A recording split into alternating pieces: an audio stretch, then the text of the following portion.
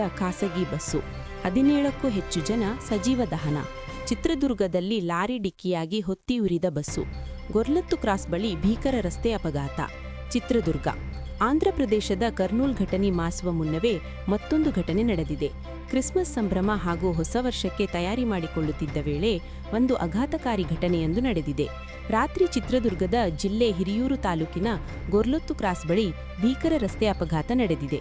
ಘಟನೆಯಲ್ಲಿ 17ಕ್ಕೂ ಹೆಚ್ಚು ಜನ ಸಾವನ್ನಪ್ಪಿದ್ದಾರೆ. ಲಾರಿಯೊಂದು ಡಿಕ್ಕಿ ಹೊಡೆದ ಪರಿಣಾಮ ಖಾಸಗಿ ಬಸ್ಸೊಂದು ಹೊತ್ತಿ ಉರಿದಿದೆ.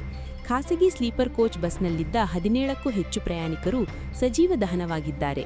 ಉಳಿದ ಪ್ರಯಾಣಿಕರಿಗೆ ಗಂಭೀರ ಗಾಯಗಳಾಗಿದ್ದು ಅವರನ್ನು ಸ್ಥಳೀಯ ಆಸ್ಪತ್ರೆಗೆ ದಾಖಲು ಮಾಡಲಾಗಿದೆ.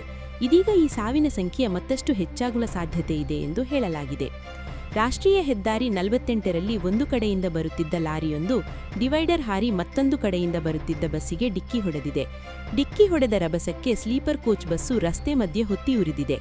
ಈ ಅಪಘಾತಕ್ಕೆ ಲಾರಿ ಚಾಲಕನ ನಿರ್ಲಕ್ಷ್ಯವೇ ಕಾರಣ ಎಂದು ಹೇಳಲಾಗಿದೆ. ಇನ್ನು ಈ ಲಾರಿ ಹಿರಿಯೂರಿನಿಂದ ಬೆಂಗಳೂರಿಗೆ ತೆರಳುತ್ತಿತ್ತು ಎಂದು ಹೇಳಲಾಗಿದೆ. ಬಸ್ಸು ಬೆಂಗಳೂರಿನಿಂದ ಶಿವಮೊಗ್ಗಕ್ಕೆ ಹೋಗುತ್ತಿತ್ತು. ಇದೀಗ ಘಟನಾ ಸ್ಥಳಕ್ಕೆ ಎಸ್ಪಿ ರಂಜಿತ್ ಭೇಟಿ ನೀಡಿ ಪರಿಶೀಲನೆ ನಡೆಸುತ್ತಿದ್ದಾರೆ. ಹಿರಿಯೂರು ಗ್ರಾಮಾಂತರ ಠಾಣೆಯಲ್ಲಿ ಘಟನೆಗೆ ಸಂಬಂಧಿಸಿದಂತೆ ದೂರು ದಾಖಲಾಗಿದೆ. ಇನ್ನು ಬಸ್ ಚಾಲಕ, ನಿರ್ವಾಹಕ ಮತ್ತು ಕೆಲವರು ಬಸ್ನಿಂದ ಹೊರಜಿಗಿದು ಬಚಾವಾಗಿದ್ದಾರೆ. ಅಪಘಾತದಲ್ಲಿ ಕಂಟೈನರ್ ಲಾರಿ ಚಾಲಕ ಕುಲದೀಪ್ ಸಾವನ್ನಪ್ಪಿದ್ದಾರೆ ಎಂದು ಹೇಳಲಾಗಿದೆ. ಬೆಂಗಳೂರಿನಿಂದ ಬಸ್ನಲ್ಲಿ ತೆರಳುತ್ತಿದ್ದ ಬೆಂಗಳೂರು ಮೂಲದ ಗಗನಶ್ರೀ, ರಕ್ಷಿತಾ ಹಾಗೂ ಗೋಕರ್ಣ ಮೂಲದ ರಶ್ಮಿ ಪ್ರಯಾಣಿಸುತ್ತಿದ್ದರು ಎಂದು ಹೇಳಲಾಗಿದೆ. ಇದೀಗ ಅವರ ಸ್ಥಿತಿ ಗಂಭೀರವಾಗಿದೆ ಎಂದು ಹೇಳಲಾಗಿದೆ.